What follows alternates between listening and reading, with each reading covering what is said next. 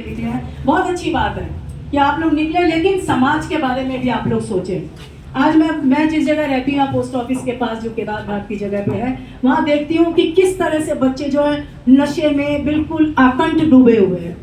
उनको अगर बोलने भी लग जाएंगे ना, वो बच्चे सुनने को तैयार नहीं है। क्यों? कि बेरोजगारी है। वो बच्चे डिप्रेशन में आते हैं तो उनको कुछ नहीं दिखता।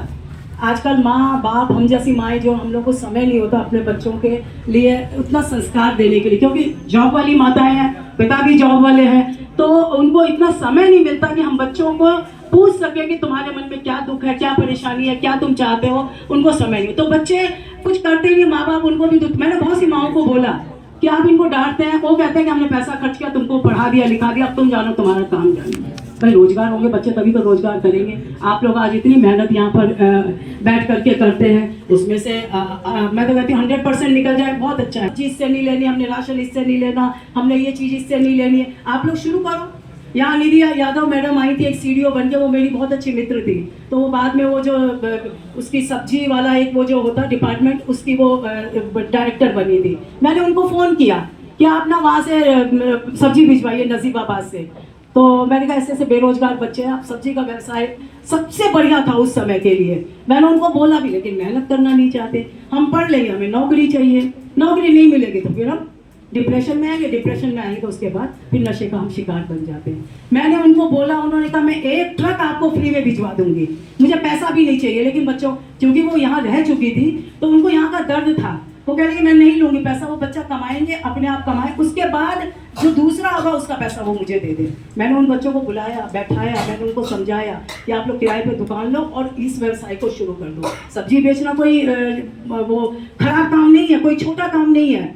आप देखते होंगे और लोगों को कि छोटे से बच्चे को घर से निकाल देते हैं, निकालने के बाद वो चाहे उसका क्या कहते हैं रिपेयरिंग का काम करे, चाहे वो मोबाइल का काम करे, चाहे वो सब्जी का काम करे, चाहे वो ठेली का काम, एनीथिंग, कुछ भी करने के लिए तैयार रहते हैं और वो एक्सपर्ट हो रहे हैं। आज उत्तरकाशी में वही सब कब्जा करने के लिए बैठे। मुझे कहने में कोई संकोच नहीं है। और आप और हम नौकरी की तलाश में भटकते रहते हैं, नौकरी नहीं मिलती तो उसके बाद फिर हम लोग। मैंने एक लड़की है, अच्छा मैं मतलब संकोच मुझे इतना होता है, एक लड़की पढ़ी लिखी, शाम के टाइम पे मेरी स्वभाव है, मैं घूमने के लिए जाती हूँ, देखती भी रहती हूँ। तो यहाँ एसपी साहब थे, उनसे मेरी मित्रता थी, तो कई वो बच्चों को देखती थी मैं, वो रामबाड़ा साइड में वो ड्रग्स लेते थे, पता नहीं वो एक कागज रख करके क्या क्या सुनते थे शाम के टाइम पे।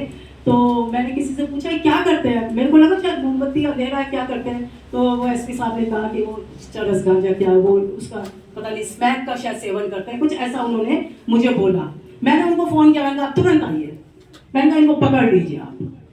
फिर वो लड़की ने शायद सुन लिया था, उस लड़की रिक्वेस्ट करती हुई मेरे से बोला, फिर मैंने डांट डपट करके उसको भगाया। खैर वो माहौल तो नहीं सुधरा, पर यह है कि जब तक आप अपने घर से नहीं सुधरोगे, ना तो कोई एसपी संभाल सकता, ना कोई डीएम संभाल सकता, ना कोई मैं संभाल सकती, ना समाज संभाल सकता। आप अपना भविष्य बन। लड़कियां करती हैं, लड़कों को तो छोड़ दो आप, लड़कियां नशा करती हैं। ये केदार घाट तो ऐसा इलाका है कि मैं हर समय देखती हूँ, लड़कियों को देखती हूँ। लड़कियों को बोलते हैं, एक सज्जन थे यहाँ पर, ये जो पानी की टंकी है बाजार में, मेन बाजार में, उससे बोला भी तो कहना कि बुढ़िया जा तू अपना घर देख, अपना हमारे इसमें तुम क्यों पढ़ रहे हो। तो वो मुझे कहने लगे देखो बहन जी क्या हालत है। सही बात है, मैं अगर तुम अपना घर देखो, ये बच्चे तो यही बोलेंगे। अब आज के बच्चों को, पीढ़ी को हम कुछ नहीं बता सकते, क्योंकि ये मोबाइल और इंटरनेट खुली किताब है, सब कुछ बच्चे जानते हैं, सब कुछ। लेकिन उस जानने में ये जरूरी भी है, क्योंकि इससे उनको बहुत अच्छी लाइन भी मिलती है। लाइन लेने वाले लाइन ले लेते हैं, गलत दिशा में जाने वाले गलत दिशा में भी जाते हैं इसके माध्यम से। कई लड़कियां इतनी गंदी गंदी गालियां देती हैं। एक बार मैं टहल रही थी केदार घाट के साइड में, पीपल के पेड़ से पीपल, एक 2 लड़कियां आपस में गंदी गालियां दे रही थी। मैंने पीछे से पकड़ा उस लड़की को, मैंने कहा बेटा आप तो बहुत अच्छे परिवार की दिखती हो मुझे, और आप इतनी गंदी गालियां, लड़के भी नहीं देते इतनी गंदी गाली। तो मैंने कहा लड़कों को भी मैंने नहीं सुना, वो तो चलो उनकी लैंग्वेज में गालियां देना, मैं तो तुम गाली देती हो। तो खैर सॉरी बोलकर आगे निकल गई। वो मेरे एक बार कहने से सुधरेगी नहीं, क्योंकि उसकी भाषा में गालियां आ गई है। तो मैं तो लड़कियों को ही बोल, क्योंकि मैं एक माँ हूँ, मैं लड़कियों को ही बोलूंगी, समाज को बनाने वाली, इस राष्ट्र की निर्माता। देखो क्योंकि माँ, आप भी लड़कियां आगे भविष्य में माँ बनेंगी, बच्चों को संस्कारवान बनाना आपका काम है कि कैसे संस्कारवान बना। मैं अभी उठती हूँ सुबह, तो अगर कभी देर होती है फटाफट मैं नहाती धोती हूँ और मंदिर खोलती हूँ। मंदिर खोलती हूँ, अपने दोनों ग्रैंडसन से बोलती हूँ, हाथ जोड़ के ओम भूर्भुवः स्वः ये एक मंत्र बोल करके आप स्कूल जाओ। तो उन बच्चों को कई बार जैसे मैं नहीं बोलती, मुझसे कहते हैं फटाफट मंदिर बोलो, हम लोगों को गायत्री मंत्र बोलो। लड़कियों से मैं रिक्वेस्ट करके जाती हूँ आज के दिन कि कभी भी आप डिप्रेशन में मत आइए, पढ़ लिख लीजिए, ठीक है, आपको जॉब भी करना, आजकल लालन पालन करने के लिए दोनों लड़के लड़की सबको अपने घर गृहस्थी चलानी है, बट आप पढ़ लिख करके मेरा बेटा है, उसने एमटेक किया हुआ है इलेक्ट्रिकल्स में, लेकिन उसने मैं नौकरी नहीं करूंगा, मैं अपनी दुकान संभालूंगा, अपना काम करूंगा। तो पढ़ लिख करके वो अच्छा काम संभाल। मेरी बहू है, उसने MBA किया हुआ बैंगलोर से, और वो भी अभी अपने बच्चों को पढ़ाती है, कहती मैं अपने बच्चों के लिए टाइम पास करूँ, टाइम व्यतीत करूंगी। हाँ, अगर आपको जरूरत है तो आप जरूर जॉब करो, लेकिन पढ़ लिख करके आप लोग अपने परिवार को संस्कारवान बनाने के लिए, अपने परिवार को दिशा देने के लिए, क्योंकि कहते हैं ना कि हिंदू नारी 3 पीढ़ी तारी, एक लड़की जो 3 पीढ़ियों को तारती है, एक जो नाना नानी का है, एक मायके का, एक ससुराल का, 3 पीढ़ियों को संस्कार देती है।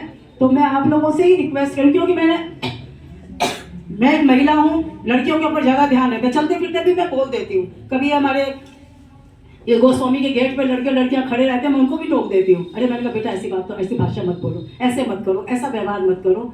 तो मेरा आचरण ऐसा होना चाहिए कि आपने अगर मेरी बात सुने, नहीं कहते उस मैडम का भी व्यवहार ऐसा है, हमें भी ऐसा अपने मन में आचरण एक करना चाहिए। तो मैं आज के दिन पे, हिंदी दिवस के मौके पे आपसे यही कहना चाहूँगी कि इंग्लिश भी आनी चाहिए और लैंग्वेजेस भी आनी चाहिए, लेकिन हिंदी को छोड़ो मत।